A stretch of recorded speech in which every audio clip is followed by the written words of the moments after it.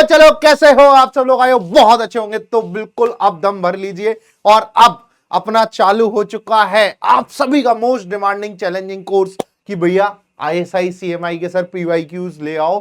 सो आज हम बात करने वाले हैं उन्हीं पीवाईक्यूज पर, और जो भी लोग इस साल आईएसआई देने वाले हैं, सीएमआई देने वाली हैं, उन लोगों के लिए तो ये लेक्चर बहुत ही महत्वपूर्ण होने वाला है। सो दिल थाम के बैठिए दोस्तों, आज हम बहुत सारे पीवाईक्यूज डिस्कस करने वाले हैं। और देखो, अगर मैं आपसे पूरी बात करूं ना, तो सीक्वेंस एंड सीरीज की आज हम बात करने वाले हैं। क्या क्या चीजों के लिए मेरे को प्री रिक्वायरमेंट है वो मैं आपको बता देता हूं। सबसे पहले आपको थ्योरी आनी चाहिए, क्योंकि पीवाईक्यू करने में मजा तभी आता है जब आप सभी लोगों ने थ्योरी पढ़ रखी है। बस थ्योरी आती होगी ना। अब देखिए, इसके जो क्वेश्चंस रहते हैं ना आईएसआई के, अब ये कैसे रहता है। देखो, आपने मेंस दिया है इस साल, अभी मेंस काफी लोगों ने दिया है, और मेंस के जो पीवाईक्यूज है ना, आप उनको देखिए और आईएसआई के पीवाईक्यूज देखिए। बस मेंस में क्या रहता है कि एक सिमिलर पैटर्न जो चला हुआ आ रहा है उसी पे बेस्ड बहुत सारे पीवाईक्यूज आपको मिलेंगे। बट आईएसआई में क्या रहता है कि वो जो मेंस वाले क्वेश्चंस रहते हैं ना, उनमें थोड़ा सा हटके सोचना, 2-3 चैप्टर मिक्स कर देना, ऐसे जो पीवाईक्यूज रहते हैं वो आपको आईएसआई में देखने के लिए मिलेंगे। तो आज हम बहुत सारे चैप्टर्स पे, मतलब बहुत सारे क्वेश्चंस पे बात करने वाले हैं। और इसके अंदर जो बेसिक नेसेसिटी है ना, वो है आपकी थिंकिंग अप्रोच, आप किस लेवल पे सोचते हो। कुछ क्वेश्चन आपको मेंस लेवल के भी मिलेंगे, बट लेकिन ऐसा नहीं है कि भाई देखो यार, आईएसआई अगर पेपर ले रहा है तो 2 टाइप के पेपर लेता है ना, ये यूजीए और यूजीबी। तो आज हम बहुत सारे क्वेश्चन यूजीए के करने वाले हैं। यूजीए पैटर्न ऐसा रहता है कि भैया आपको जो है इसके अंदर क्वेश्चन जो है बिल्कुल ऐसा ही मिलेगा, 4 ऑप्शन मिलेंगे, एक टिक करना है, ठीक है। पैटर्न भी वही है, बस बशर्ते क्या है कि आपको 4 मार्क्स जो है वो करेक्ट के मिलेंगे, 0 जो है वो इनकरेक्ट के मिलेंगे।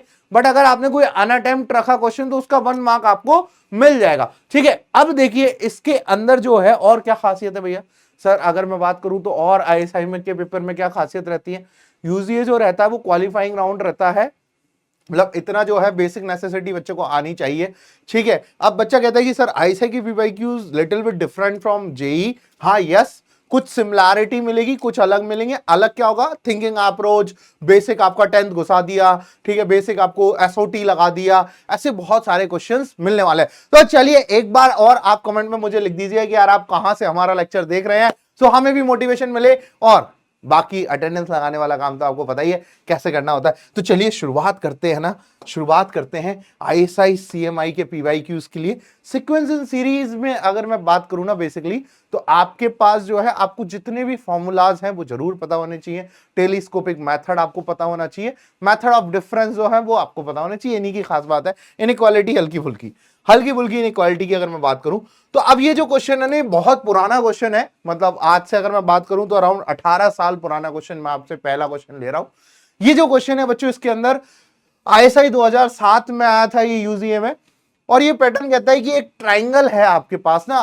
सबसे पहला काम आप ये कर सकते हो कि वीडियो को यहीं पॉज कर सकते हो और खुद से अटेम्प्ट कर सकते हो। देन आप मैच करेंगे कि यार कैसे आपने अप्रोच किया और कैसे मैंने अप्रोच किया। दोनों ये काम बहुत अच्छा रहता है जब हम पीवाईक्यू सॉल्व करते हैं। तो इसके अंदर बच्चों कह रहा है कि ट्राइंगल है ABC with sides ABC in AP. AP में कोई ट्राइंगल, एपी में कोई एक साइड्स है और वो ही ट्राइंगल की साइड्स हैं। Then the largest possible value of angle B. लगेगा बहुत छोटा सा क्वेश्चन, बट इसके अंदर बहुत अच्छे तरीके से चीजें करी गई हैं। उसको देखते कैसे बच्चों इसके अंदर अप्लाई करी हैं चीजें, तो बहुत ध्यान से आपको देखना पड़ेगा। सबसे पहली बात क्या की गई कि एक ट्राइंगल है एबीसी। तो मैंने एक ट्राइंगल बना लिया बच्चों, एक ट्राइंगल मैंने यहां पर क्रिएट कर लिया कि एक आपके पास लेट सपोज कोई भी ट्राइंगल है, जरूरी नहीं है इक्विलैटरल है, कोई भी है, ठीक है। एक एबीसी एक आपके पास ट्राइंगल है, ठीक है। अब बच्चों यहां एबीसी एक ट्राइंगल है, बोला गया इसकी साइड्स एबीसी हैं, तो मैंने मान लिया इसके सामने स्मॉल ए, स्मॉल बी, स्मॉल सी, ठीक है। एबीसी किस में बोला गया भाई? एपी में है सर। एबीसी किस में है? एपी में, ठीक है। अब यहां क्वेश्चन की खासियत यह है, क्वेश्चन आपसे कह रहा है कि then the maximum largest possible value of angle B. ये जो एंगल है ना, इसकी लार्जेस्ट पॉसिबल वैल्यू बतानी है आपको। तो क्या आपके दिमाग में क्या आता है? मेरे दिमाग में आता है कि अगर एबीसी एपी में है तो लेट्स सपोज बच्चों के मन में ये भी चलता है कि सर हम 3 साइड्स एपी में मान लें, ए माइनस डी, ए और ए प्लस डी। हम वैसा भी काम कर सकते हैं, बट आप एक बात सोचो, अगर एबीसी एपी में है तो पहला फंडा जो आपके सामने आता है वो आता है कि 2b बराबर a प्लस सी होगा। 2b बराबर क्या होगा बच्चों, a प्लस सी होगा, ये आप सभी के मन में आता है। और ये AP का क्या है आपके पास एक थॉट प्रोसेस है कि सर तीनों टर्म अगर AP में तो बीच वाली का डबल जो है वो a प्लस सी के बराबर होगा। ठीक है सर, इसके बाद क्या करें? अब देखिए सबसे एक बहुत साधारण सा काम मैंने किया कि b जो है वो क्या है, मिडिल टर्म है। b जो है वो क्या है, मिडिल टर्म है। सो अगर मैंने d जो है वो कॉमन डिफरेंस मान लिया, d जो मैंने क्या मान लिया, कॉमन डिफरेंस। अगर d कॉमन डिफरेंस है तो a बराबर क्या हो जाएगा, b माइनस डी, और c बराबर क्या हो जाएगा, b प्लस डी। भैया मैंने मान लिया कि a बराबर जो है b माइनस डी है और c बराबर जो है b प्लस डी है। लेकिन हमने अब यहां पर एक चीज बताओ कि ABC अगर AP में है तो विदाउट लॉस ऑफ जनरलिटी मैंने सोच लिया, हो सकता है ये भी हो सकता है कि C सबसे बड़ा हो, और हो सकता है मे बी किसी पॉसिबल केस में A सबसे बड़ा हो। तो मैंने विदाउट लॉस ऑफ जनरलिटी ये मान लिया कि A जो है वो छोटा है B से और B जो है वो छोटा है C से, ये मैंने मान लिया। तो आपको पता है कि यहां पर जो D है उसको पॉजिटिव होना पड़ेगा। क्यों? क्योंकि जो डिफरेंस है या फिर मैं कहूं कि जो सीक्वेंस है वो पॉजिटिवली आगे बढ़ रहा है। भाई आपको ये चीज तो पता है कि ABC अगर साइड्स ऑफ अ ट्रायंगल है, सो आप सभी को पता है कि ABC कैसे होंगे, पॉजिटिव होंगे। ABC पॉजिटिव होंगे बिकॉज साइड्स ऑफ ट्रायंगल कभी नेगेटिव नहीं होती। सो फिर आपने देखा कि अगर D पॉजिटिव है, D को मैंने क्या कर लिया, पॉजिटिव। बहुत आराम से देखो, अगर मैंने D को पॉजिटिव कर लिया तो यहां से जो है सबसे बड़ी साइड कौन सी आ गई, भाई तीन साइड आ गई आपके पास, B माइनस डी, B और B प्लस डी। अब D पॉजिटिव है, B भी पॉजिटिव है, तो ये वाली जो हो गई वो आपके पास लार्जेस्ट साइड हो गई। ये वाली क्या हो गई, लार्जेस्ट साइड। अब आप सभी को पता है कि ट्राइंगल की किन्हीं दो छोटी साइड्स का सम जो होता है वो तीसरी जो बड़ी साइड है उससे बड़ा होता है। तो मैंने यहां पर आजमाया कि B माइनस डी, एक साइड है छोटी, दूसरी B है, इनका सम जो हमेशा होगा वो B प्लस डी से बड़ा होगा। तो यहां देखो B से B कैंसिल आउट करने के बाद आपको पता लगा कि B जो है वो 2D से बड़ा है। तो एक और हमारे पास एक कोई रिजल्ट निकल के आ गया कि B जो है वो 2D से बड़ा है। ये कोई जनरल सा रिजल्ट मेरे सामने एक आ गया। अब इन छोटी छोटी चीजों को मैं क्वेश्चन में यूज कर सकता हूं। अब एक बात यहां पर मुझे समझाओ कि अगर आपके पास ट्राइंगल की तीनों साइडें हैं, तीन साइड्स आपके पास हैं और आपको एंगल की वैल्यू चाहिए, तो आप एक चीज करते हो कि सर अगर तीनों साइड मेरे पास हैं और एंगल निकालने की अगर क्वेश्चन बात कर रहा है तो मैं कोसाइन फॉर्मूला की तरफ जाऊंगा। तो मैंने कोसाइन फॉर्मूला कॉस बी की तरफ गया, मैं कोसाइन फॉर्मूला कॉस बी की तरफ गया। कॉस बी क्या होता है बच्चों, आजू बाजू के स्क्वायर का सम माइनस सामने वाले का स्क्वायर। तो यहां आ जाएगा बच्चों A square plus C square minus B square upon 2 times आजू बाजू। सर ये वाली चीज आ जाती है। भाई कोसाइन फॉर्मूला लगाया। अब कोसाइन फॉर्मूला जैसे ही मैंने लगाया तो बच्चों मुझे यहां ए बी और सी की वैल्यू पुट करनी थी। भाई ए की वैल्यू बी माइनस डी, सी की वैल्यू बी प्लस डी। क्योंकि मुझे फिर अगर मैक्सिमम वैल्यू चाहिए तो मैं चाहूंगा कि एक ही फंक्शन में मेरा जो कॉस बी है वो आ जाए, एक ही फंक्शन में आ जाए। तो फिर मैंने क्या किया कि सर अगर मैं ये कॉस बी निकालना चाहूं तो यहां पर जो है ए की वैल्यू मेरे पास क्या आ गई, बी माइनस डी का स्क्वायर, ए स्क्वायर, सी आ गया बी प्लस डी का square minus B square upon आ जाएगा 2 times B minus D into आ जाएगा बी प्लस डी। और ये आईक्यूएम लेवल का सवाल भी है, आईएसआई लेवल का सवाल भी है। बिल्कुल आप बहुत छोटी अप्रोच से सोचिएगा कि ऐसा ही क्यों कर रहे हैं, क्योंकि आपको पता है कि अगर तीनों साइड्स मेरे पास है तो एंगल निकालने के लिए सबसे आसान तरीका होता है कोसाइन फॉर्मूला। फिर आपने देखा कि सर यहां से जब मैं a प्लस बी का square plus a minus B का स्क्वायर करता हूं तो 2 times a square plus B square आता है। तो यहां क्या आ जाएगा 2 time B square plus D square minus B square upon यहां आ जाएगा 2 टाइम्स, अब ये देखो a plus B into A minus B square minus D square. ये वाली बात भी सही है सर। तो यहां से जो ये आ गया बच्चों 2d square plus B square upon 2 times B square minus D square, ये आ गया। ठीक है सर, अब क्या करें, सर एक काम कर लें। मैंने कहा बताइए कि सर यहां पर B square minus D square है तो मैं बी स्क्वायर से डिवाइड दे देता हूं, मैं एक ही फंक्शन में चेंज कर लूं, क्योंकि सर बी और डी में ये रिलेशन भी मुझे पता है। और बी और डी में यहां पर। अब मैं ऐसा ही क्यों करके लेके आया, क्योंकि मेरे पास रिलेशंस को मैं यूज करूंगा, इसके अंदर इनइक्वालिटी यूज करूंगा।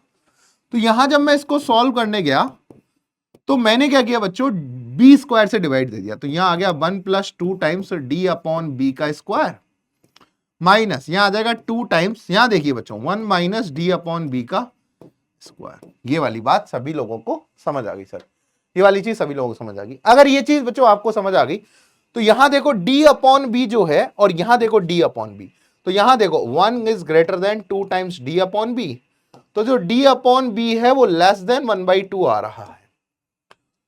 सर अब कैसे यूज करूंगा, तो मैंने कहा लेट सपोज एक बात मान लेते हैं, d अपॉन बी को मैं मान लेता हूं p मान लेता हूं, ठीक है। तो यहां पर जो p है वो लेस देन 1/2 आ रहा है, ठीक है सर, ये वाली बात भी सही है। अगर d अपॉन बी p है तो cos b की जो वैल्यू है वो आ गई बच्चों 1 + 2p स्क्वायर अपॉन आ जाएगा 2 टाइम्स 1 - p स्क्वायर। अब कुछ बच्चों के मन में आता है कि सर इधर तो मैं कैलकुलस लगा के भी निकाल सकता हूं, बट एक बहुत जनरल अगर हम अप्रोच सोचे तो हम इसकी वैल्यू cos b जो है, इसकी जो इनइक्वालिटी है वो हम इससे भी डायरेक्टली देख सकते हैं। अब एक बात समझना, आप सभी लोगों को पता है कि जब आपको एंगल मैक्सिमम चाहिए तो cos b जब मिनिमम होगा तब एंगल b जो होगा वो मैक्सिमम होगा, क्योंकि cos जो है वो वैल्यू जो है घटती है, तो जितनी बड़ी वैल्यू होगी एंगल उतना ही छोटा होगा। क्यों? तो आपको पता है ट्राइंगल के अंदर जो है b की जो मैक्सिमम वैल्यू, मिनिमम वैल्यू 0 और मैक्सिमम वैल्यू 180 डिग्री हो सकती है। तो अगर cos के अगर आप इसमें देखो तो यहां पाई जो है वो -1 है और यहां पर 0 to 180 तक ही हो सकती है वैल्यू। तो आपको पता है कि अगर मुझे एंगल जितना ज्यादा चाहिए cos उतना ही कम चाहिए, cos भी उतना ही कम चाहिए। एंगल जितना ज्यादा, जैसे एंगल मुझे 120 आया तो cos की वैल्यू क्या होगी, cos b जो है वो कम होगा। एंगल 140 आया तो और कम होगा, क्योंकि 1 to -1 में जा रही है वैल्यू।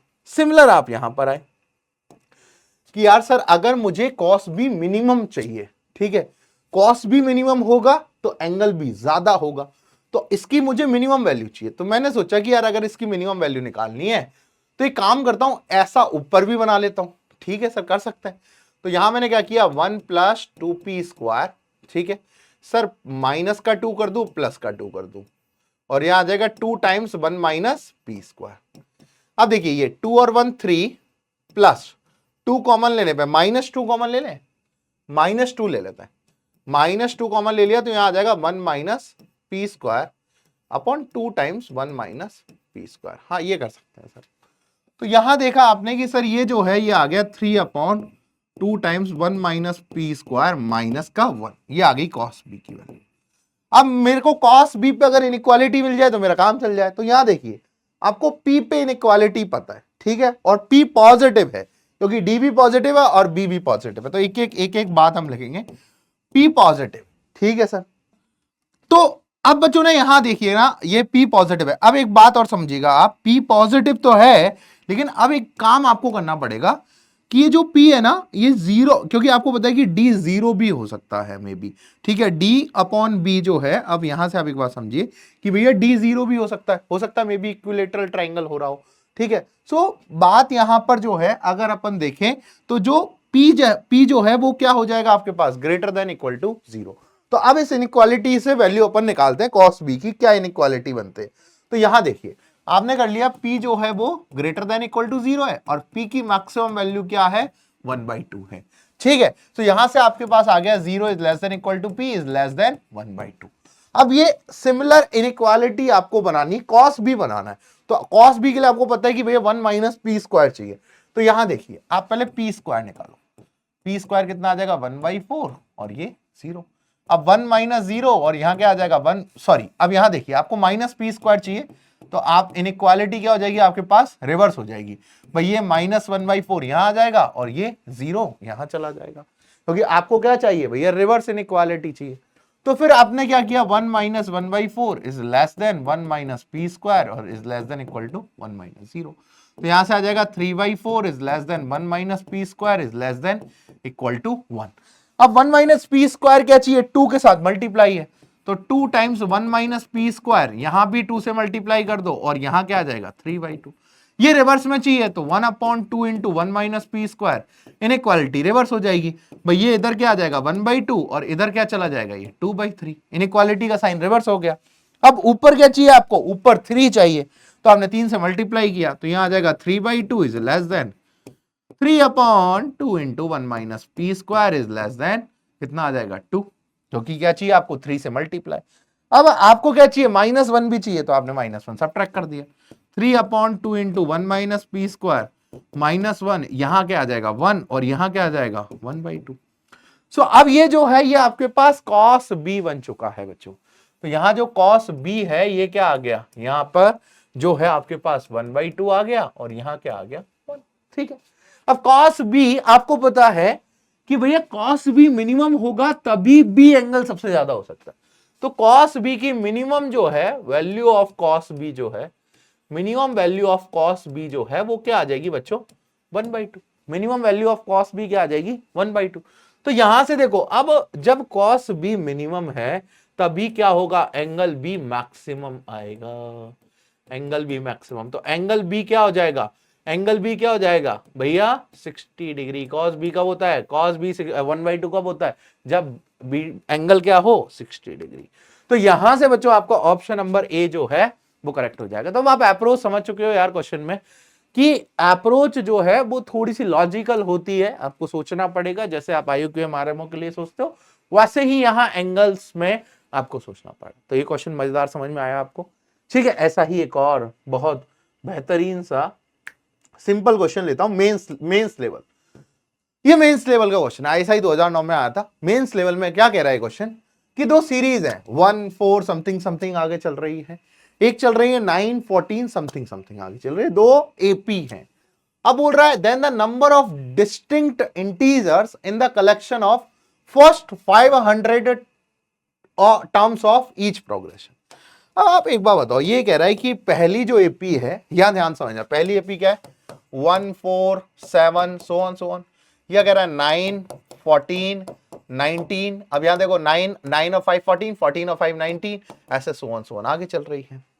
तो अब एक बात बताओ आप, इसकी जो है 500 टर्म्स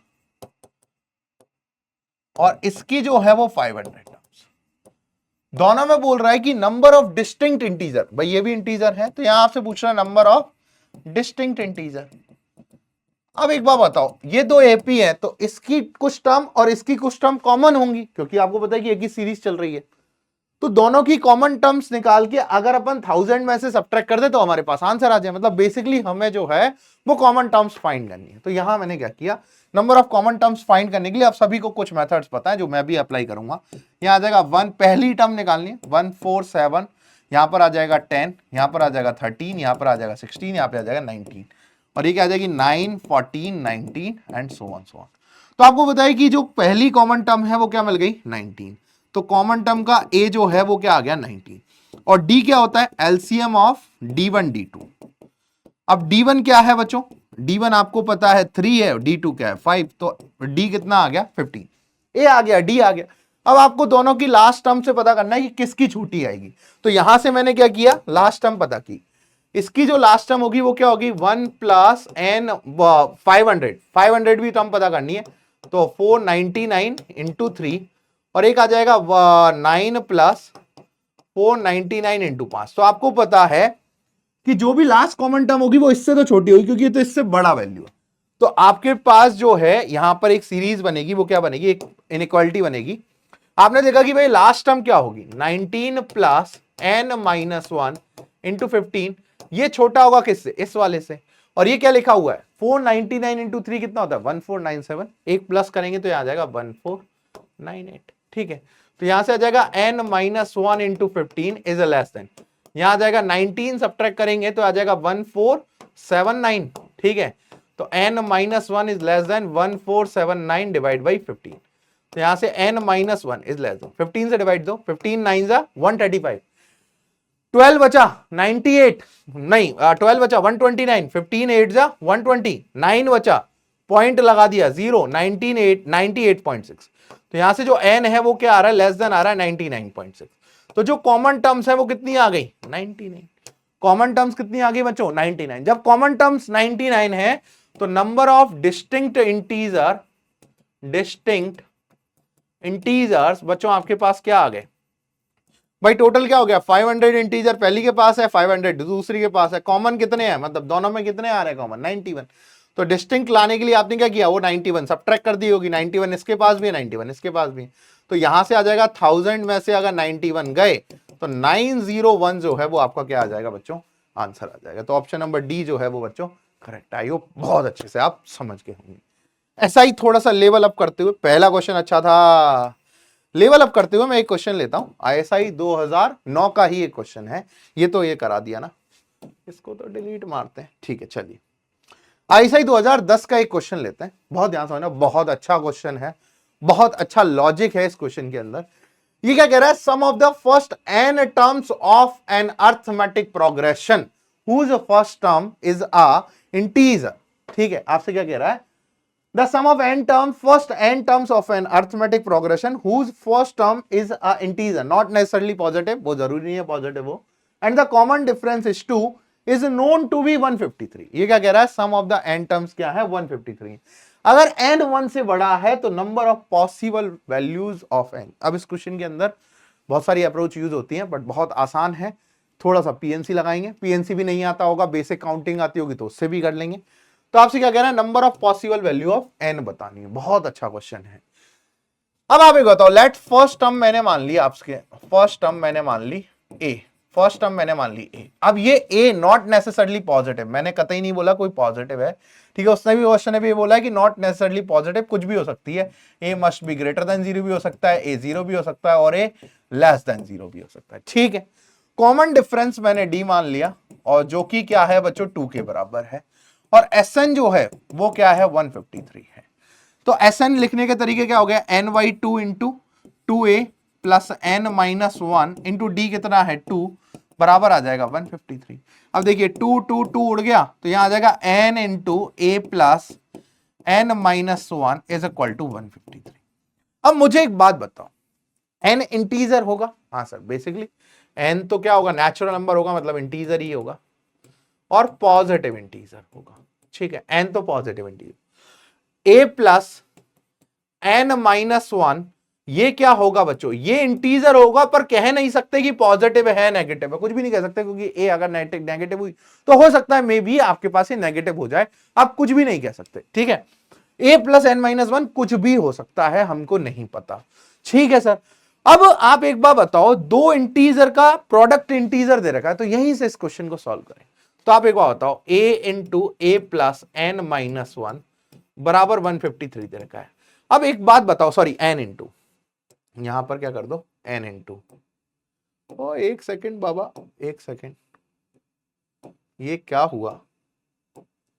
ये क्या हुआ? एक मिनट, हाँ तो देखिए सही हो गया आप। तो a plus N minus 1, sorry यहां पर क्या आएगा? n into A plus N minus 1 बराबर क्या है? 153। अब n पॉजिटिव है, n अगर पॉजिटिव है और इसके एक पॉजिटिव एक नेगेटिव तो नहीं हो सकता, तो इसके दोनों फैक्टर दोनों को पॉजिटिव होना पड़ेगा, क्योंकि आपको पता है अगर n पॉजिटिव है तो इसको भी, ये पॉजिटिव है तो इसको भी पॉजिटिव होना पड़ेगा। तो अब यहां से बताइए क्या क्या बन सकता है? देखो 1 इंटू 153 बन सकता है, ठीक है, और क्या बन सकता है? और क्या बन सकता है? 49 ये है ना, 51 इंटू 3 बन सकता है, ठीक है, 17 इंटू 9 बन सकता है, यही पॉसिबिलिटी है। बट इसको अगर ऐसा ना सोच के, ये ऐसा ना सोच के आप ऐसे सोचो कि नंबर ऑफ डिविजर्स निकालने, नंबर ऑफ फैक्टर्स निकालने, या नंबर ऑफ टोटल वेज निकालने। तो आप एक बार बताओ मुझे, आपके पास ये 153 है, इसको आप लिख सकते हो 17 इंटू 3 स्क्वायर, तो इसके टोटल कितने हो जाएंगे? 1 प्लस 1 इंटू 2 प्लस 1, तो यहां आ जाएगा 2 इंटू 3 इज इक्वल टू 6। भाई क्या क्या पॉसिबिलिटी आई? यहां पर है आपके पास n, यहां पर है a प्लस एन माइनस 1। अगर ये 1 है, ये 153, अगर ये 153 है, ये 1, अगर ये क्या है 3 है तो ये 51, अगर ये 51 है तो ये 3, अगर ये क्या है 9 है तो ये 17, और अगर ये 17 है तो ये 9। तो टोटल 6 केस आए। बट उसने क्या बोला? n जो है वो 1 से बड़ा होना चाहिए। तो अगर n 1 से बड़ा होना चाहिए तो ये वाला जो केस है वो डिस्कार्ड हो गया। तो टोटल आपके पास जो सॉल्यूशन है वो कितने आ गए बच्चों? 5 सॉल्यूशंस आ गए आपके पास इसके, कि number of possible values of n कितनी आ रही है? 5। सो नाउ आपको ये तो समझ आ गया होगा कि यार क्वेश्चन जो है वो केवल लॉजिकल होते हैं और कुछ भी नहीं, ये तो बहुत आसान क्वेश्चन है। चलिए अब अगला क्वेश्चन देखते हैं। ये भी आसान सा क्वेश्चन है, आईएसआई 2012 में आया था। If the roots of the equation, ये एक बाई क्वाड्रेटिक इक्वेशन दे रखी है, इसके रूट्स जो हैं वो जो जीपी में है, तो आपको इनमें से चारों में से एक करेक्ट करना है। ठीक है, जीपी में रूट्स हैं, कोई बात नहीं, करेंगे। सो आप मुझे एक बात बताओ कि आपके पास ये दे रखा है x की power 4 plus ax cube plus bx square plus cx plus d, ये तो प्योर मेंस लेवल है, इसके 4 रूट्स हैं और वो जीपी में, तो मैंने मान लिया आर स्क्वायर और आर क्यूब, 4 रूट है, मैंने चारों जीपी में अजम्पशन कर लिए। तो अब मैं अगर माइनस बीटाज रिलेशन लगाऊं या सम ऑफ द रूट्स और या फिर मैं प्रोडक्ट ऑफ द रूट्स और या रिलेशन लगाऊं, तो यहां पर ऐसे ही हम लगाते हैं। ठीक है, सो यहां पर अगर मैं चारों का समीशन देखूं सिंगल सिंगल का, तो a plus A R square plus A R cube बराबर जो आएगा वो माइनस ए आएगा। ठीक है, ये बात बच्चों को समझ आनी चाहिए और आसान सी चीज है। अगर मैं यहां से a कॉमन ले लूं तो यहां आ जाएगा 1 plus R square plus R cube बराबर माइनस ए आर।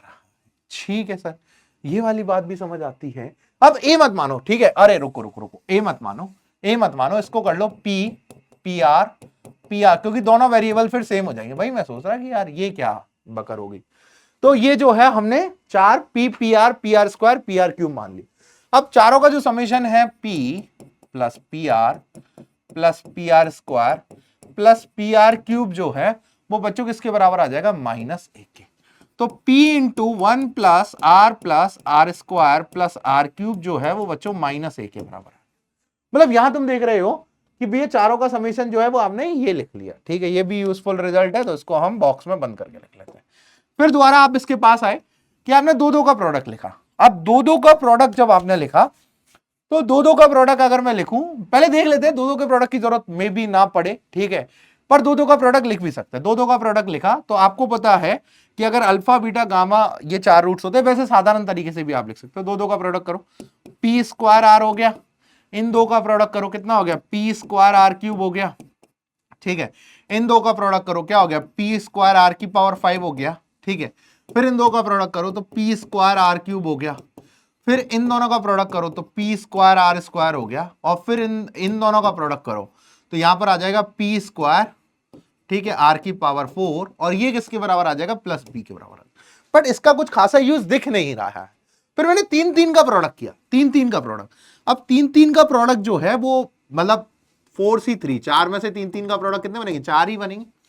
तो यहां जब हमने देखा तो तीनों का प्रोडक्ट किया तो क्या आ गया? पी क्यूब आर क्यूब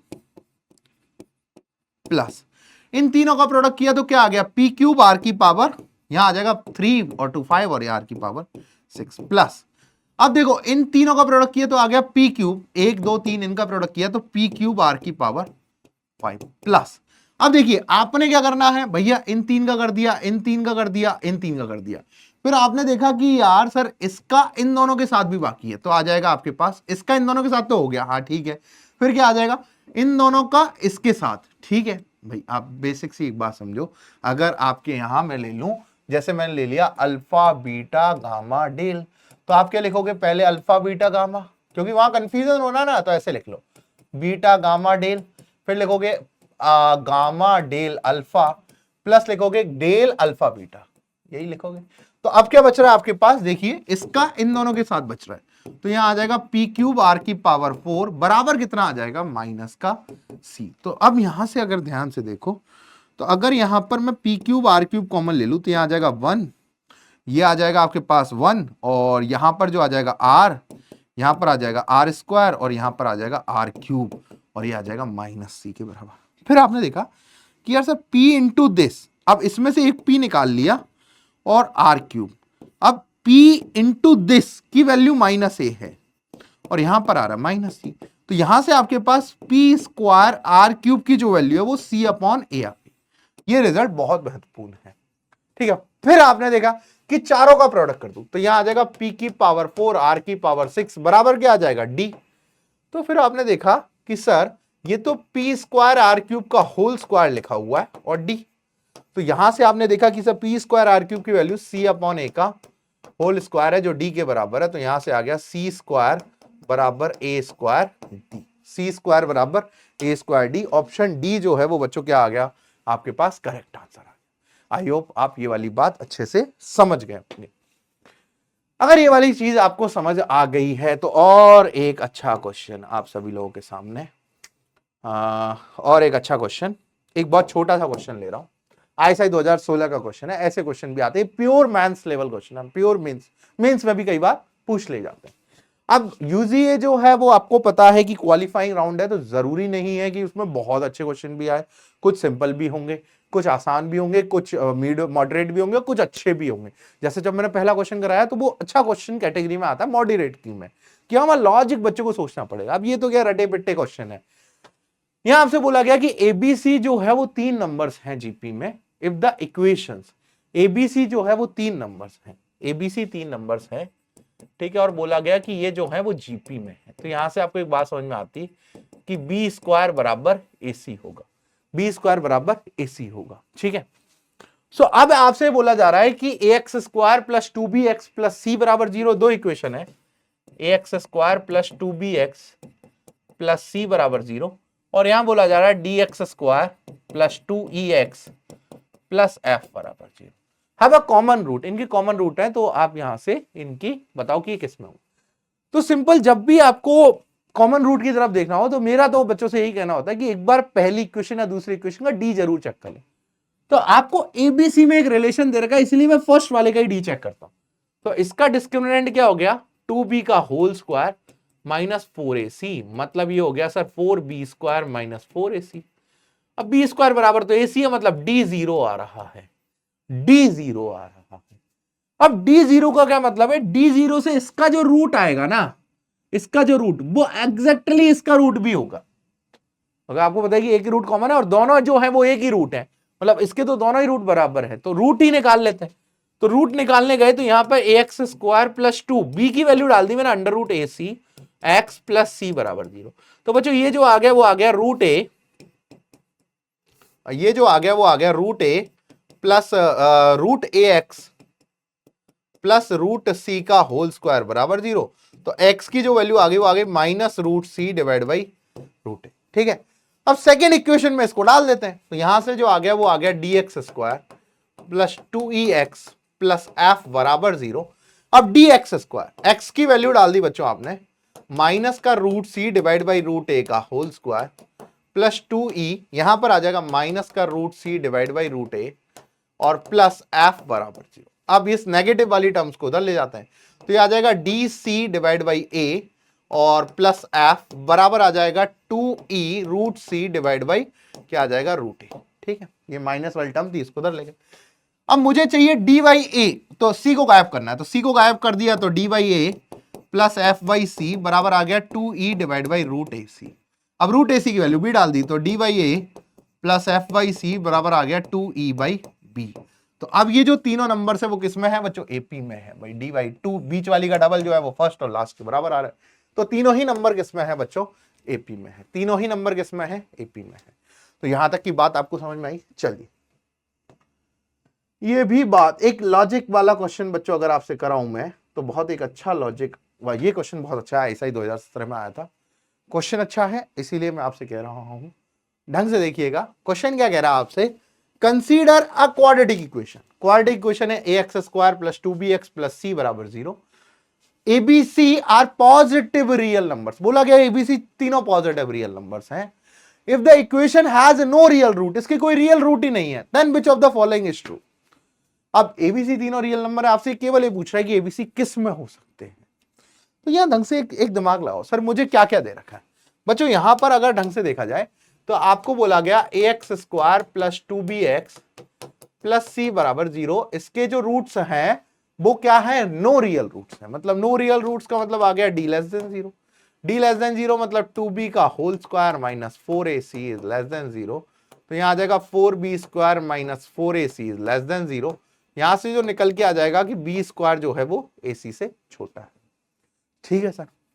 अब एक बात बताओ, अब मुझे चेक करना है कि एबीसी एपी में, जीपी में, एचपी में। तो एक आंसर तो मुझे दिख रहा है कि इफ एबीसी जो है इन जीपी, जीपी में होते तो बी स्क्वायर बराबर एसी आता, और पर यहां पर ये कॉन्ट्राडिक्ट कर रहा है। सो बाय कॉन्ट्राडिक्शन, कॉन्ट्राडिक्शन से किसमें है, कॉन्ट्राडिक्शन कर रहा है, तो भैया ये तो जो है वो पॉसिबल नहीं है, मतलब जीपी में तो नहीं है। तो ये वाला तो ये गलत हो गया कि भैया सॉरी जीपी में तो नहीं है, तो ये पहला तो गलत हो गया। फिर मैंने चेक किया कि सर अगर एपी में है तो फिर बच्चों मैं इस क्वेश्चन के पास गया कि मैं चेक कर लेता हूं कि अगर एपी में है, ऐसी चीज चल रही है, तो अगर एबीसी जो है are in AP, are in AP, AP AP में होते तो बच्चों यहां क्या आता, 2b बराबर ए प्लस सी, यही होता। अब मुझे लेकिन बी स्क्वायर की इनइक्वालिटी पता है, तो मैं यहां पर बी स्क्वायर की इनइक्वालिटी ही जनरेट करूंगा। तो मैंने एक चीज सोची कि अगर मैं स्क्वायर कर दूं तो यहां आ जाएगा 4b स्क्वायर, और यहां आ जाएगा स्क्वायर करने पे ए square plus C square plus 2ac। तो एक बात बताओ मुझे, ये 4b स्क्वायर की वैल्यू है। आपको एक चीज पता है ना, ए और सी पॉजिटिव रियल है, तो मैंने ए स्क्वायर, ध्यान समझना, ए स्क्वायर, एक सेकेंड ढंग से समझना, ए और सी पॉजिटिव रियल है, ए सी क्या है, पॉजिटिव, तो मैंने इन पे ए एम जी एम लगाया ए स्क्वायर सी स्क्वायर पे, तो A square plus C square जो आ जाएगा वो greater than equal to 2√ac आ जाएगा। यहां पर जब मैंने स्क्वायर किया, स्क्वायर करें क्या, नहीं, मैं ए और सी पे लगाता हूं, ठीक है, तो यहां पर आ गया a plus c is greater than equal to 2√ac। भाई ए और सी पॉजिटिव रियल है, मैंने स्क्वायर किया, तो यहां आ जाएगा ए square plus C square plus 2ac जो है वो किससे बड़ा है, 4ac से बड़ा है। ए square plus C square plus 2ac जो है वो 4ac से बड़ा है। तो यहां क्लियर क्लियर शब्दों में एक बात मुझे पता लग रही है, क्लियर क्लियर शब्दों में, कि ये जो है 4b स्क्वायर, भाई इसकी वैल्यू 4b स्क्वायर है, ये 4ac से बड़ा है। मतलब यहां से जो निकल के आ रहा है कि बी स्क्वायर एसी से बड़ा, बट जो ओरिजिनलिटी है वो क्या कह रही है कि बी स्क्वायर एसी से छोटा है। तो ये भी क्या हो गया, कॉन्ट्राडिक्ट, ये भी क्या हो गया, कॉन्ट्राडिक्ट। तो अगर ये कॉन्ट्राडिक्ट हो गया मतलब ये एपी में भी नहीं है, एपी में नहीं है। अब एपी में नहीं है तो लेट सपोज एपी में भी नहीं है, जीपी में भी नहीं है, तो मैं चेक कर लेता हूं। अब देखो इसने एक ऑप्शन और दे रखा है, गलती से क्लिक मत कर देना। अब इसने बोला कि एचपी में भी ना हो सकता है, तो मैंने लेट सपोज अज्यूम कर लिया कि A B C are in HP. तो यहां से जो निकल के आता है वो आता है 2/b बराबर 1/a प्लस 1/c। अब फिर मैंने इसको चेक किया तो यहां आ जाएगा 2ac, यहां आ जाएगा b इंटू ए प्लस सी। अब लेकिन a प्लस सी तो जो होता है वो होता है 2 टाइम्स √ac से बड़ा। तो यहां पर जो है अगर मैं b से मल्टीप्लाई कर दूं, बिकॉज पॉजिटिव है तो कर सकता हूं, b इंटू ए प्लस सी जो है वो आ जाएगा 2b√ac से बड़ा आ जाएगा। लेकिन एक बात बताओ, एक बात बताओ, एक बात बताओ, लेकिन मुझे तो इनइक्वालिटी किस पे चाहिए, मुझे तो इनइक्वालिटी किस पे चाहिए, एसी पे चाहिए। तो एक काम करो, इसको और रीअरेंज करते हैं। तो यहां से जो है, यहां से जो है वो एक चीज निकल के आ रही है कि अगर AC अपॉन ए प्लस सी जो है वो b/2 के बराबर है। तो अब एक काम करते हैं, अब एक काम करते हैं यहां से कि सर इसको यूटिलाइज करेंगे AC अपॉन ए प्लस सी। तो अब मैंने काम किया कि सर AC अपॉन ए प्लस सी चाहिए मेरे को, और जो b/2 के बराबर है। तो अगर सर मैं यहां पर AC अपॉन ए प्लस सी है, तो a प्लस सी की जो वैल्यू है वो तो क्या है मेरे पास 2√bc है, ठीक है सर। तो एक इनइक्वालिटी और कैसे जनरेट करें, एक इनइक्वालिटी और कैसे जनरेट करें, ठीक है सर। एक इनइक्वालिटी और जनरेट करने के लिए मुझे यहां पर जो चाहिए, अगर मैं इधर स्क्वायर कर दूं तो यहां पर जो है a square plus C square plus 2bc जो है वो तो मेरे को पता है कि 4ac से बड़ा आएगा। तो अगर मैं यहां पर भी स्क्वायर जनरेट कर दूं, यहां पर भी स्क्वायर जनरेट कर दूं, क्योंकि मेरे पास b स्क्वायर में है तो यहां भी मुझे स्क्वायर तो जनरेट करना पड़ेगा। तो लेट्स सपोज स्क्वायर जनरेट कर लेते हैं। अब आपको बताया कि b/2 की जो वैल्यू है वो AC अपॉन, ऐसे ही सोचना पड़ता है। तो b स्क्वायर अपॉन 4 आ गया, और यहां आ जाएगा बच्चों, इसको एक काम करते हैं ना, इसको एक काम करते हैं कि भाई b स्क्वायर अपॉन 4, और यहां आ जाएगा a स्क्वायर सी स्क्वायर, और यहां आ जाएगा a प्लस सी का होल स्क्वायर, जो यहां पर हम लिख देते हैं a square plus C square plus 2ac, ठीक है सर। तो यहां से जो b स्क्वायर है वो क्या आ जा रहा है, 4a स्क्वायर सी स्क्वायर अपॉन ए square plus C square plus 2ac। अब मुझे इसी के ऊपर सोचना पड़ेगा। अब अगर मुझे इसी के ऊपर सोचना है तो मुझे पता है कि a प्लस सी जो होता है वो 2√ac के बराबर होता है। ठीक है सर। अगर a अपॉन ए प्लस सी है, ठीक है सर। अब मैं स्क्वायर कर देता हूं तो यहां आ जाएगा a square plus C square plus 2ac जो है वो 4ac से बड़ा आएगा, 4ac से बड़ा आएगा। अगर मैं इधर 1 अपॉन में कर लूं a square plus C square plus 2ac तो साइन ऑफ इनइक्वालिटी पलट जाएगा तो 1 अपॉन 4ac आ जाएगा। अब मुझे 4a स्क्वायर सी स्क्वायर से मल्टीप्लाई करना है तो यहां पर मैंने 4a स्क्वायर सी स्क्वायर कर दिया, यहां पर आ गया a square plus C square plus 2bc और 2ac। ठीक है, ये आ जाएगा 4a स्क्वायर सी स्क्वायर अपॉन 4ac। तो यहां पर जो है वो बच्चों क्या आ जाएगा 4ac, ये कटा तो यहां पर आ जाएगा ac और ये b स्क्वायर है तो b स्क्वायर ac से छोटा है। और यही चीज बच्चों क्वेश्चन यहां कह रहा है कि b स्क्वायर ac से छोटा है, मतलब ये hp में है, मतलब ये hp में तो है। ठीक है, तो यहां से आप एक बात समझे कि भैया ABC are in HP, ABC are in HP। ठीक है, AP में नहीं है, GP में नहीं है, बट कैन बी HP। ठीक है, तो यहां से एक बात समझ में आई आपको कि भैया ये किस में होंगे, HP में होंगे। हाँ तो बच्चों यहां तक समझ आया आपको। अब देखिए ये क्वेश्चन जो है अब बहुत अच्छे हैं।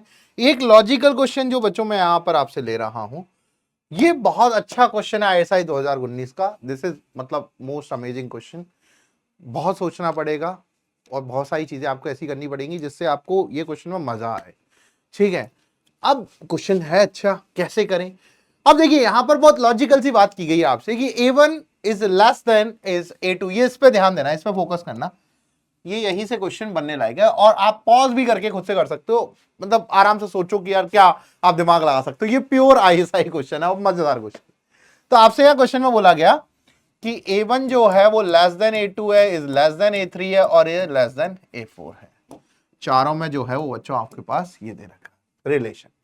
पहली बात A1 A2 A3 A4 ये चारों ही कैसे हैं, पॉजिटिव इंटीजर है। चारों ही कैसे हैं, पॉजिटिव इंटीजर है। मतलब अगर मैं मिनिमम बात करूं A1 जो है वो स्मॉलेस्ट टू स्मॉलेस्ट 1 हो सकता है, A1 जो है वो स्मॉलेस्ट टू स्मॉलेस्ट 1 हो सकता है। ये बात है क्योंकि आपको पता है कि A2 is the different integer, A3 positive integers हैं और चारों ही अलग अलग हैं, तो सबसे स्मॉलेस्ट वैल्यू A1 की जो है वो 1 हो सकती है। ऐसे A2 की स्मॉलेस्ट वैल्यू 2 हो सकती है, A3 की स्मॉलेस्ट वैल्यू 3 हो सकती है और A4 की स्मॉलेस्ट वैल्यू 4 हो सकती है। ये बहुत इंपॉर्टेंट चीज है। फिर आपको दे रखा है कि sir 1 upon A1 plus 1 upon A2 plus 1 upon A3 plus 1 upon A4 की वैल्यू, और ये लॉजिक सिखाता है आपको क्वेश्चन, ये बहुत लॉजिक सिखाता है। ये आपको 11/6 है। अब इस क्वेश्चन को करने के लिए सबसे स्मॉलेस्ट वैल्यू सोची मैंने कि यार सर एक बात बताओ, A1 की स्मॉलेस्ट वैल्यू 1 हो सकती है, तो एक चीज सोचते हैं sir 1 upon A1 1 upon A2 1 upon A3 1 upon A4 में भी फिर इनइक्वालिटी लेके आओ, क्योंकि वैल्यू तो वही यूज की है। तो मैंने एक काम किया, आपको पता है कि A1 जो है, आपको पता है A1 is less then A2 is less then A3 is less then. अगर मैं इनको रिवर्स करूंगा तो साइन ऑफ इनइक्वालिटी चेंज हो जाएगा। तो 1 upon A1 is greater then 1 upon A2 is greater then 1 upon A3, क्योंकि रिवर्स में जो होता है वो क्या होता है, साइन चेंज हो जाता है। तो यहां मैंने लेट सपोज सोचा, मुझे ये बात पता है कि A1 की मिनिमम वैल्यू 1 हो सकती है क्योंकि उसने बोला कि पॉजिटिव इंटीजर है। तो अब A1 के पास एक पॉसिबिलिटी जनरेट होती है कि या तो A1 1 है या 1 से बड़ा है। तो मैंने यहां माना कि इफ A1 जो है वो 1 से बड़ा है, इसके लिए सोचते हैं A1 जो है वो 1 से बड़ा है, तो एक बात बताओ कि अगर A1 1 से बड़ा है, अगर A1 1 से बड़ा है, ठीक है, A1 जो है वो 1 से बड़ा है, मैंने मान लिया कि A1 जो है 1 से बड़ा है। A1 अगर 1 से बड़ा है तो क्या हो सकता है, A1 अगर 1 से बड़ा है तो क्या हो सकता है, A1 अगर 1 से बड़ा है तो ये 2 हो सकता है, 3 हो सकता है, 4 हो सकता है, 5 हो सकता है। तो ये जो है ये क्या हो सकते हैं, 1/2 1/3 1/4 और 1/5, यही हो सकता है। अरे यही तो हो सकते हैं, यही तो हो सकते हैं भाई। आप एक बात बताओ और एक लॉजिक सोचते हैं, अगर A1 1 से बड़ा है तो ये जो है 1/a1 plus 1/a2 plus 1/a3 plus 1/a, एक बार लॉजिक सोचना, एक बार लॉजिक सोचना, अगर a1 जो है वो 1 से बड़ा है तो इस जो समेशन है इसकी मैक्सिमम वैल्यू क्या हो सकती है? मैक्सिमम वैल्यू सोचना, मैक्सिमम वैल्यू, मैक्सिमम वैल्यू कब होगी? जब a1 a2 a3 a4 जो हो वो मिनिमम, भाई तभी तो ये मैक्सिमम नहीं है। और भाई ये मिनिमम होंगे तभी मैक्सिमम नहीं, भाई इनको जितना ज्यादा करोगे समेशन उतना ही कम होता जाएगा। तो a1 1 से बड़ा है, ये मैंने बात माना, a1 जो है वो 1 से बड़ा, ये मैंने माना था। और मुझे a1 a2 a3 a4 जो है वो मिनिमम चाहिए, because 1/a1 1/a2 1/a3 1/a4 maximum तभी देंगे। तो इनकी जो मैक्सिमम पॉसिबल वैल्यू है ये जो है, ये मैक्सिमम क्या हो सकते हैं? मैक्सिमम क्या हो सकते हैं भाई? इसकी जो है मैक्सिमम वैल्यू क्या हो सकती है? मैक्सिमम वैल्यू भाई 1/2 प्लस 1/3 प्लस 1/4 प्लस 1/, भाई अगर मैं a1 को 1 तक लेता तो भैया इसकी जो maximum value 1/1 plus 1/2 plus 1/3 plus 1/4 होती, बट मैंने यहां पे लिया कि a1 जो है 1 नहीं है, मतलब 1 से बड़ा, तो भैया इसकी जो मैक्सिमम वैल्यू है वो क्या देगी? 1/2 प्लस 1/3 प्लस 1/4 प्लस 1/5। समझ में आया लॉजिक क्यों कर रहे हैं ऐसा? यहां मैंने क्या ले लिया भाई 60 ले लिया, तो यहां आ जाएगा 30, यहां आ जाएगा 20, यहां आ जाएगा 15 और यहां आ जाएगा आपके पास 12। तो ये जो लेस देन इक्वल टू आ गया 50 और 70 77/60, मतलब ये ऑन एन अप्रोक्स बराबर है 7.7/6 के। तो एक बात बताओ कि अगर a1 1 से बड़ा है तो इसका मैक्सिमम सम ही 7.7/6 आ रहा है, जबकि इसकी वैल्यू 11/6 दे रखी है। अब आपने दिमाग लगाया कि a1 अगर 1 नहीं है या a1 1 से बड़ा है तो इसकी मैक्सिमम समेशन ही सर 7.7/6 है, और ये वैल्यू तो 11/6 है। तो यहां से डिसाइड हो गया कि a1 की जो वैल्यू है वो तो 1 के बराबर है। a1 की वैल्यू किसके बराबर है? फिर आपने लॉजिक सोचा वापस से कि सर अगर a1 1 है तो 1 plus 1/a2 plus 1/a3 plus 1/a4 की वैल्यू जो है वो 11/6 आ गई। तो यहां से sir 1/a2 plus 1/a3 plus 1/a4 जो है वो 5/6 आ गया। ये कितना आ गया बच्चों? 5/6। फिर आपने सोचा कि यार सर फिर से सोचते हैं, भाई a1 तो 1 हो गया और चारों डिस्टिंक्ट है ये आपको पता है। फिर से सोचा कि भाई a2 जो है वो 2 से बड़ा है। a2 अगर 2 से बड़ा है तो 1/a2 plus 1/a3 plus 1/a4 का जो मैक्सिमम समेशन है वो कितना हो गया? 1/3 प्लस 1/4 प्लस 1/5। तो ये ऑन एन अप्रोक्स किसके बराबर आएगा? 4 5 20, ये 60 ले लें, ठीक है। तो यहां आ जाएगा 320, 4 से आ जाएगा 15 और 5 से आ जाएगा 12। तो ये ऑन एन अप्रोक्स किसके बराबर आ गया? 20 और 15 कितना? 35, 47/60। तो ये बराबर आ गया 4.7 डिवाइड बाई 6।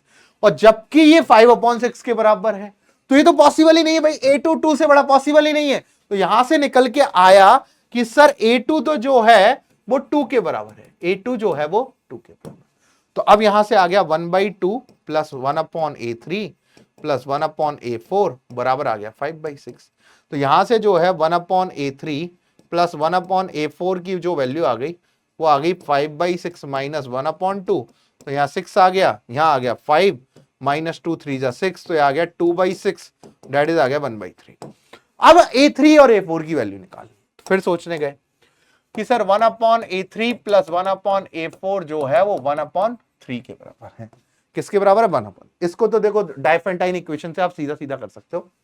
आपको क्या करना है यहां से कि भैया सर अगर मैं यहां एलसीएम लूं तो यहां आ जाएगा a3 प्लस a4 बराबर a3 a4 डिवाइड बाई 3। ठीक है सर, यहां से आ गया 3a3 plus 3a4 minus a3 a4 बराबर आ गया 0। इसमें से a3 कॉमन ले लिया तो आ गया 3 माइनस a4 प्लस 3a4 बराबर 0। तो अब यहां से क्या करना पड़ेगा आपके पास भाई? 9 सब्ट्रैक्ट करना पड़ेगा भाई, दोनों सिमिलर बनाना है। तो आपने क्या किया? 3a4 में से 9 सब्ट्रैक्ट कर दिया और 9 ही क्या कर दिया? ऐड कर दिया। तो यहां से जो आया वो a3, यहां आ गया 3 माइनस a4, माइनस का 3 कॉमन ले ले तो यहां आ जाएगा 3 माइनस a4 प्लस का 9 बराबर 0। तो यहां से बच्चों आपके पास क्या निकल के आ गया? 3 माइनस a4 कॉमन ले लिया तो a3 माइनस 3 बराबर माइनस का 9, तो यहां से आ गया A3 -3 और यहां आ गया A4 -3 बराबर आ गया 9। और A3 A4 दोनों ही पॉजिटिव इंटीजर हैं, तो यहां से आपके पास निकल के आया A3 -4 और A4 -3 बराबर 9। अब इसकी पॉसिबिलिटी क्या है भाई, दोनों ही इंटीजर हैं, या तो 1 और 9 हो सकता है या 3 और 3 हो सकता है। 3 और 3 हम लेंगे नहीं, बिकॉज फिर ये दोनों जो हो गए वो क्या हो गए, सेम हो गए। हमें सेम चाहिए नहीं, क्योंकि A3 A4 में इनइक्वालिटी लगी हुई है, A4 जो है वो A3 से बड़ा है। तो फिर आपने क्या किया भाई, बड़ी वैल्यू कौन सी है, A4, तो A4 -3 को क्या दे दिया 9 और A3 -4 को क्या दे दिया 1। तो यहां से जो A4 है वो आ गया 12 और A3 जो आ गया वो आ गया 5। बस अब तो देखो आपके पास जो पता है 1/A1 plus 1/A2 plus 1/A3 plus 1/A4 की वैल्यू निकाल के देख लेते हैं, एक बार चेक कर लेते हैं 11/6 आ रही है नहीं आ रही। 1/1 प्लस 1/2 प्लस 1/5 प्लस 1/12, तो यहां से 60 आ गया भाई, ये तो आ गया 60, ये आ गया 30, ये आ गया 12 और ये आ गया 5, तो यहां से आ गया 90 90 और 100 100, ये 12 5 से ही आ रहा है ना 60, ठीक है। तो यहां से आ जाएगा बच्चों आपके पास और 15 जो है वो 12 5 से 60, ठीक है 12 आ रहा है ना, और A3 जो आ रहा है वो आपके पास कितना आ रहा है, यहाँ 3 आएगा ना। हाँ रे यार, ये A3 -4 आ रहा है क्या, 3 है, सॉरी भाई मैं सोचूं कि एक वैल्यू कहां दिक्कत कर गई। यहां आएगा बच्चों 4 आएगा, तो यहां आ जाएगा 20, ठीक है। और एक सेकेंड 4 15 आएगा ना, हाँ एक सेकेंड दोबारा कर लेता है, ये आ जाएगा बच्चों 60 ले लिया मैंने एलसीएम भाई, 12 4 जा 48, नहीं 60 क्यों लेंगे भाई, 4 है 12 है 2 है, 12 भी ले लेते हैं, ठीक है। तो यहां आ गया 12, यहां आ गया 6, यहां आ गया 3 और यहां आ गया 1। 12 और 6 18, 18 और 3 क्या हो गया 22, 18 और 3 21, 22 डिवाइड बाई 12, तो यहां से बच्चों आ जाएगा 11/6। बात समझ आ रही है, ये आ गया बच्चों 11/6। तो आपको जो है वो A4 -A2 चाहिए, A4 की वैल्यू 12 है, A2 की वैल्यू 2 है, तो आंसर जो हो जाएगा बच्चों 10 हो जाएगा। आई होप आप ये वाली बात तो अच्छे से समझ गए होंगे, ठीक है। मजा आ रहा है यहां तक, क्वेश्चन लग रहा है, क्वेश्चन बढ़िया लग रहा है, एक बार कमेंट में बता दो यार क्वेश्चन कैसे लग रहा है। मजा आ रहा है तो यार फिर मजा ही आना चाहिए ना यार। क्वेश्चन देखिए, अगला क्वेश्चन पे बात चलता है। ये क्वेश्चन आईएसआई 2020 में आया था और अच्छा क्वेश्चन है। क्वेश्चन अच्छा इस वजह से है कि यहां वही पैटर्न अजम्पशन जो है वो आपको ऑप्शन के साथ भी खेलना पड़ेगा। क्वेश्चन मजेदार है। क्वेश्चन क्या कह रहा है कि कंसीडर द सीक्वेंस, एक सीक्वेंस है जिसमें क्या आता है, वही 1 1 बार आता है, 2 2 बार आता है, 3 3 बार आता है, 4 4 बार आता है, 5 5 बार आता है, ऐसे सो ऑन चलती जा रही है। तो अब ये कह रहे हैं कि What is the 2020th term in the sequence, ये IQM लेवल का ही क्वेश्चन है कि बताओ कि 2020वीं टर्म कौन सी होगी। तो एक बात बताओ, 1 कब एंड होता है 1 पर, 2 कब एंड होता है 1 + 2, 3 पे एंड होता है भाई, 3 कब एंड होता है 1 + 2 + 3 जो है बच्चों 6 पे एंड होता है, ठीक है। 4 कब एंड होगा 1 + 2 + 3 + 4, तो यहां आपको पता लगा कि भैया ये कितना हो गया ये आ गया आपके पास 4 3 7 2 9 और 1 10, ठीक है। ये कब एंड होगा 1 + 2 + 3 + 4 + 5, तो आप यहां से कर लो 5 और 4 9 12 14 और 1 15, 5 × 6/2 कर लो ना, 5 × 3 15 हो जाएगा। तो यहां से पता लगा कि 5वीं टर्म कब एंड हो रही है 15वीं टर्म पे एंड हो रही है।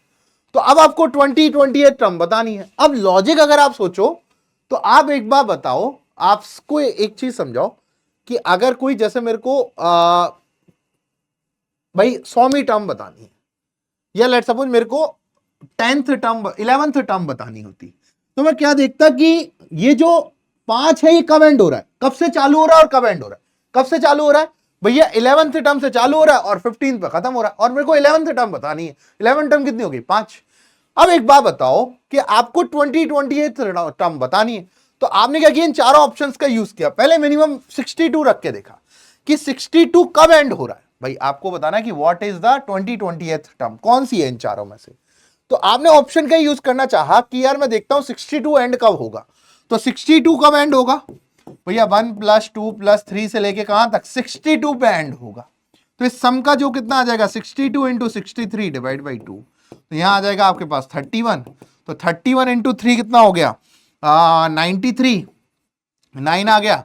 31 इंटू 6 कितना हो जाएगा 186, 186 और 9 कितना आ जाएगा 186 और 9 तो कितना आ जाएगा 195, मतलब 1953 जो है वो 62 आ रहा है। अब T1953 जो है मतलब 1953 है, 1953 भी टर्म अगर 62 है तो 1954 से कहां तक आएगा भाई, जो 63 है वो कहां तक आएगा 1954 में टर्म से कहां तक आएगा भाई 1954 में ही क्या ऐड कर दो 63 ऐड कर दो। तो ये जो है 1954 में अगर मैं 63 ऐड कर दूं तो 7, 6 और 5 11, यहां आ जाएगा 9 और 1 10, 2017 तक क्या आ रहा होगा बच्चों 2017 तक क्या आ रहा होगा 63 आ रहा होगा 63। और 2018 से क्या चालू होगा 2018 से क्या चालू होगा बच्चों 64 चालू होगा, और जो कहां खत्म होगा 2018 से आप 64 ऐड कर लो।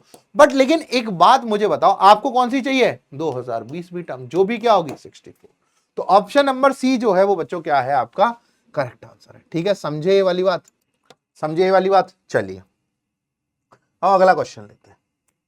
लॉजिक लॉजिक लॉजिक, ये लॉजिक लॉजिक आसान है, आईएसआई 2020 का सवाल है, अच्छा सवाल है। इन्होंने बोला ये मेन से थोड़ा सा अब लेवल है। What is the following? Which of the following is the sum of an infinite geometric progression? भाई infinite GP है, उसका सम कौन सा हो सकता है इन चारों में से कि आप इनफाइनाइट प्रोग्रेशन में ये वाली टर्म से कोई भी इनफाइनाइट प्रोग्रेशन बनाओ। मतलब आपके पास बहुत सारी टर्म दे रखी है, 1 है, 1/2 है, 1/4 है, सो ऑन 1/2 की power n and so on so on.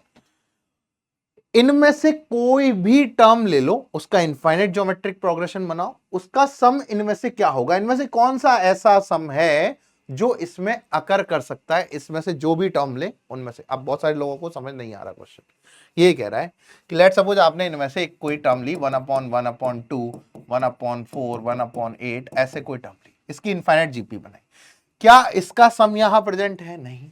तो आपको ये चेक करना है कि इनमें से कोई एक जो सम है या कोई भी एक सम इनफाइनाइट जीपी का सम हो सकता है क्या, और जो इनफाइनाइट जीपी इनकी टर्म से बनी हो। जैसे लेट सपोज आपने लिया 1/2 ले लिया, 1/8 ले लिया, तो भाई 2 की पावर 1, 2 की पावर 3, तो 2 की पावर क्या हो जाएगा 5। ठीक है, ऐसे ही चलता जाएगा। क्या इस इनफाइनाइट जीपी का सम इसमें प्रेजेंट है क्या? तो कोई भी एक सम जो है इनमें से इनफाइनाइट जीपी का है, वो कौन सा हो सकता है? तो आपने सोचा कि लेट मैं फर्स्ट टर्म मान लेता हूं, फर्स्ट टर्म मैंने मान ली लेट सपोज 1/2 की पावर n, क्योंकि यहां देखो ये 1/2 की पावर 0, 1/, फर्स्ट टर्म मैंने कोई भी मान ली इनमें से। लेट सपोज फर्स्ट टर्म 1/128 ही हो, फर्स्ट टर्म मैंने कुछ भी मान ली। और जो है कॉमन रेशो, जो है कॉमन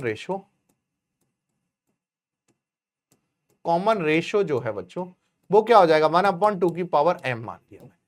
अब कॉमन रेशो जो है वो बच्चों पॉजिटिव रहेगा, ये बात आपको पता है। ठीक है, और m और n जो है वो बच्चों क्या रहेंगे, m और n जो है वो 0 भी हो सकते हैं भाई, m और n जो है वो 0 भी हो सकते हैं, कुछ भी हो सकते हैं, पर नेगेटिव नहीं होंगे। नेगेटिव क्यों नहीं होंगे भाई? क्योंकि कोई भी टर्म जो है वो मतलब कैसी नहीं है, आपको पता है m और n 0 हो ही नहीं सकते, नेगेटिव है ही नहीं उसमें। ठीक है भैया, तो अब एक बात बताओ, अगर आप इनफाइनाइट जीपी का सम देखते हो, सम ऑफ इनफाइनाइट जीपी, यहां ढंग से समझना, सम ऑफ इनफाइनाइट जीपी, तो बच्चों ये क्या आ जाएगा a/1 - r, और फर्स्ट टर्म क्या है 1/2 की पावर n, और 1 - 1/2 की पावर m जो है वो आपका।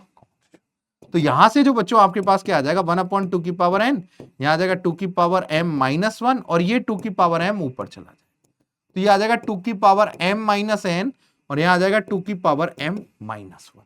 बस ये लॉजिक सोचना है। तो अब एक बात बताओ, कौन सा ऐसा है भाई कटके जो है, आप तो एक बात समझाओ, ये 2 की पावर m में से 1 घटाओ, पहली बात तो ऐसा कौन सा दिख रहा है? आप खुद लॉजिक सोचो कि सर ये तो 2 की पावर m+1 जैसा दिख रहा है, ये 2 की पावर m+3 जैसा दिख रहा है, ये 2 की पावर m-1 जैसा तो यही दिख रहा है। यही लॉजिक मुझे समझ आ रहा है कि भैया ये -1 जैसा तो यही है।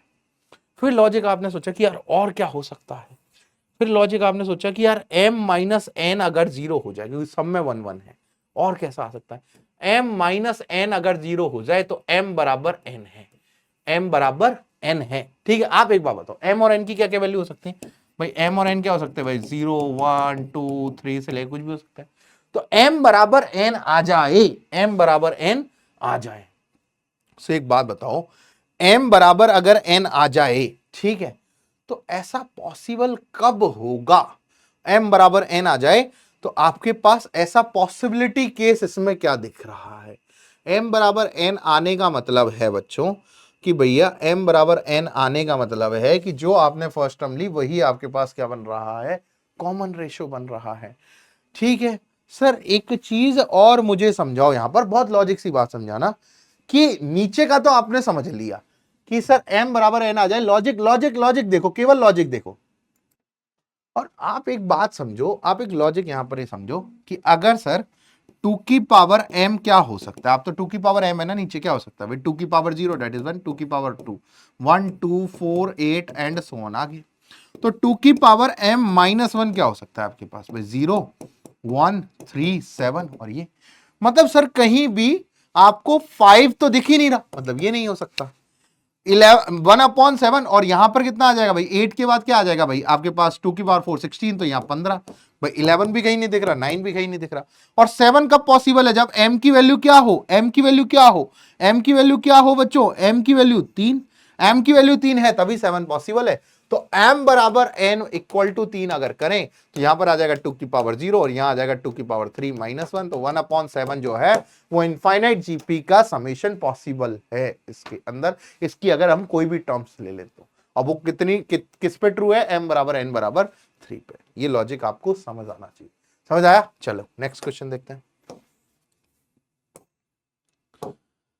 एक आईएसआई 2024 का क्वेश्चन है, आसान सा सवाल है, ध्यान से देखिएगा। आसान सवाल क्या कह रहा है कि भैया 1/1 प्लस 1/x की पावर 30 की वैल्यू बतानी। बहुत लॉजिक सा सवाल है। x बराबर क्या है? 1 प्लस 2 की पावर 1/5 प्लस 4 की पावर 1/5 प्लस 8 की पावर 1/5 प्लस 16 की पावर ये 1/5 ही, एक बार देख लेता हूं मैं 1/5 ही है क्या? 1/5 ही है क्या? एक बार चेक कर लेते हैं, एक बार चेक कर लेते हैं। हाँ बच्चों ये 5 ही है, ये गलती से 3 कर दी। ठीक है, तो ये 16 की पावर 1/5। तो आपने यहां देखा x बराबर 1 प्लस 2 की पावर 1/5, मैंने इसको 2 में ही चेंज कर लिया, 2 की पावर 2/5, 2 की पावर यहां पर जो आ जाएगा 8, 2 की पावर 3/5 और ये आ जाएगा 2 की पावर 4। तो अगर आप x को देखो तो आप एक काम करो, 2 की पावर 1/5 को अगर आप p मान लो तो x क्या आ जाएगा? 1 plus p square plus p cube plus p की पावर 4, यही आएगा। सो x बेसिकली कितना आ जाएगा आपके पास भाई? ये जीपी बन रही है, 5 टर्म है और p कॉमन रेशो है, तो p की power 5 minus 1 upon p minus 1। अब यहां से एक बात समझ में आई कि सर अगर मुझे 1/x चाहिए, अगर मुझे 1/x चाहिए तो 1/x तो मैं कर दूंगा, पर लेकिन x की वैल्यू, अब मैं p की वैल्यू रख देता हूं 2 की पावर 1/5। ध्यान से देखना, 2 की पावर 1/5 की पावर 5 माइनस 1/2 की पावर 1/5 माइनस 1। ठीक है सर, तो ये जो आ जाएगा x वो कितना आ जाएगा भाई? ये तो 5 से 5 गया, 2 माइनस 1 1 अपॉन 2 की पावर 1/5 माइनस 1। रिवर्स करेंगे 1/x बराबर तो आ जाएगा 2 की पावर 1/5 माइनस 1। तो 1/x प्लस 1 की जो वैल्यू है वो क्या आ गई? 2 की पावर 1/5। तो यहां जो है 1 प्लस 1/x की वैल्यू रख देते हैं, 2 की पावर 1/5 की पावर 30 अगर मैं रखूं तो यहां से जो आ जाएगा वो आ जाएगा 2 की पावर कितना आ जाएगा आपके पास? 6, और 2 की पावर 6 जो होता है वो बच्चों 64 होता है। ठीक है, बात समझ में आई आपको? चलिए, तो क्लियर है बच्चों ये? ठीक है, अब चलिए आगे चलते हैं। आगे बच्चों आपके पास एक क्वेश्चन ये बचा हुआ है। ठीक है, एक क्वेश्चन ये बचा हुआ है। ठीक है, उस क्वेश्चन को आपको होमवर्क दूंगा। ये क्वेश्चन बच्चों आईएसआई 2024 में बहुत छोटा सा, बहुत लॉजिकल, बहुत मजेदार सवाल। आपको बोला गया T B a right angle triangle in the plane. एक कोई प्लेन में टी जो है वो राइट एंगल ट्राइंगल है। आपसे बोला गया कि ये जो है वो राइट एंगल ट्राइंगल है। फिर बोला गया who silent side length are in geometric progression. अब ज्योमेट्रिक प्रोग्रेशन में मैंने 3 साइड मान ली, ए 3 साइड मान ली मैंने, ए AR और AR स्क्वायर। आपको पता है सबसे बड़ी साइड, साइड्स पॉजिटिव होती है, सबसे बड़ी साइड इसमें AR स्क्वायर है। और राइट एंगल की खासियत होती है कि हाई मतलब जो लार्जेस्ट साइड होती है वो हाइपोटेनियस होती है। तो यहां आ गया AR स्क्वायर, ये आ गया A और ये आ गया AR। ठीक है सर। अब बोला गया एंटी डिनोट करता है number of sides of T that have integer length. मतलब number of sides that have integer length. फिर आपसे बोला गया मैक्सिमम ऑफ एंटी जो है वो मैक्सिमम बताना है। मतलब आपको ये बताना है कि ऐसा कोई राइट एंगल ट्राइंगल पॉसिबल है जिसमें मैक्सिमम एनटी हो, एनटी मतलब इंटीजर लेंथ हो, और तीनों साइड जीपी में हो। तो फिर यहां बच्चों ने सोचा कि सर अगर ये साइड जीपी में है तो आपने ये जीपी के नाम से दे दिया। अब एनटी की वैल्यू क्या हो सकती है भाई? या तो क्या हो, 0 हो भाई, कोई भी साइड इंटीजर ना हो, या क्या हो 1 हो भाई, 1 साइड इंटीजर लेंथ हो, या 2 हो या 3 हो। मतलब एनटी की जो पॉसिबल वैल्यूज हैं, पॉसिबल वो क्या है भाई? 0 1 2 3 भाई, एक ही तो है, ट्राइंगल में 3 साइड होती है, तो ये 0 1 2 3 पॉसिबल है। फिर आपने सोचा कि सर इस पर हाइपोटेनियस मतलब पाइथागोरस थ्योरम लगाएं, तो यहां आ जाएगा AR स्क्वायर का स्क्वायर बराबर A square plus A square R square. तो यहां आ जाएगा A स्क्वायर R की पावर 4 बराबर A square plus A square R square. A square काट दिया तो R की पावर 4 बराबर R स्क्वायर प्लस 1। अब यहां मुझे R पे चीजें देखनी है कि ऐसे R देखने हैं जिसके लिए साइड लेंथ जो है वो इंटीजर हो। तो फिर मैंने सोचा कि R की क्या पॉसिबल वैल्यूज हो सकती हैं। तो मैंने कहा अगर ये इंटीजर कब होगा, ये इंटीजर कब होगा? ये इंटीजर तब होगा जब आप एक बात सोचो, अगर A इंटीजर है तो भैया R को भी इंटीजर होना पड़ेगा। लेट सपोज मैंने माना लेट A जो है वो इंटीजर है, A इंटीजर है। अगर A इंटीजर है तो भैया एक मैंने मान लिया कि एक side late support A integer है, A को इंटीजर मानते ही मैंने ये मान लिया कि एक साइड इंटीजर है। अब अगर एक साइड, क्योंकि मेरे को मैक्सिमम करना है, तो एक साइड मैंने इंटीजर मान ली कि भैया A इंटीजर है, और A तो कट गया। अब अगर A इंटीजर है तो A R को इंटीजर होने के लिए R को इंटीजर होना पड़ेगा। अगर ये मैंने प्रूफ कर दिया भैया तो मेरा काम चल जाएगा। तो आप एक बात मुझे बताओ, यहां पर मैंने माना पहला केस लिया कि A इंटीजर है, A इंटीजर है तो एक साइड लेंथ तो क्या आ गई, इंटीजर आ गई। अब दूसरी के लिए R की पावर 4 बराबर R स्क्वायर प्लस 1। अब मुझे एक चीज बताओ कि ऐसा कोई R इंटीजर पॉसिबल है क्या जो R की पावर 4, इंटीजर की पावर 4 इंटीजर के स्क्वायर प्लस 1 के बराबर आ जाए? ऐसी कोई पॉसिबिलिटी दुनिया में है क्या? No, no integer possible value.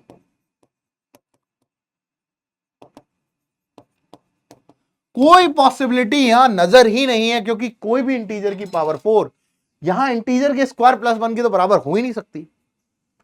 तो सर एक बात बताओ, और एक बात मैं ये भी जानता हूं कि अगर मैं यहां से लूं, जैसे यहां मैंने लिया कि भाई 4 का स्क्वायर, 4 की पावर 4, तो भाई ऑब्वियस सी बात है कि जो है वो अब इवन रही होगी। ठीक है, वैसे भी दिख रहा है कि भाई कोई इंटीजर पॉसिबल वैल्यू नहीं है। अब केस लिया मैंने दूसरा कि लेट A जो है वो इंटीजर नहीं है, अब मुझे एक से ज्यादा साइड जो है वो इंटीजर बनानी है। A इंटीजर नहीं है तो मैंने माना कि अगर A 1/2 है तो R को इंटीजर होना पड़ेगा, A 1/2 है तो R को इंटीजर होना पड़ेगा, और R इंटीजर होने के लिए राजी नहीं है, क्योंकि ऐसा कोई इंटीजर पॉसिबल ही नहीं है, R इंटीजर हो नहीं सकता। तो जब A इंटीजर नहीं है तो NT की वैल्यू जो आ रही है वो 0 आ रही है, और अगर A इंटीजर है तो NT की number of sides in a triangle that have integer length की वैल्यू 1 आ रही है।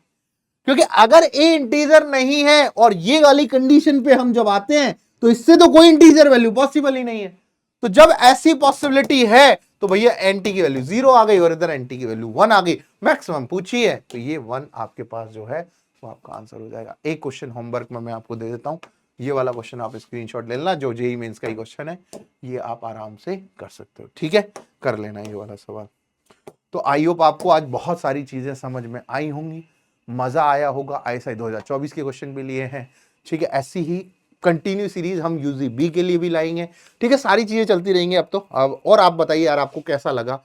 और ये सब चीजें ना बच्चों प्रैक्टिस से आती हैं, मैं आपको अभी भी कहूंगा practice makes a perfect man perfect, ठीक है। जितनी ज्यादा प्रैक्टिस करोगे उतना लॉजिकल अप्रोच सोच पाओगे। आईएसआई कोई डिफरेंट थिंग नहीं है, जस्ट आपको दिमाग जो है वो लॉजिकल थिंकिंग की तरफ रखना है कि यार कैसा हो सकता है। अब ये वाला क्वेश्चन है, ये वाला क्वेश्चन क्या सॉल्व करने वाला है कि नहीं, जीपी का आसान क्वेश्चन है, लेकिन जितना आपकी थिंकिंग वो करना ही चाहते हैं, उनको टफ सवाल थोड़ा देने, लॉजिक सोचना है बस, ठीक है। सो आई होप आपको मजा आया होगा। हाँ चलिए ठीक है, नमस्कार, कमेंट में बताना आपको कैसा लगा। Thank you.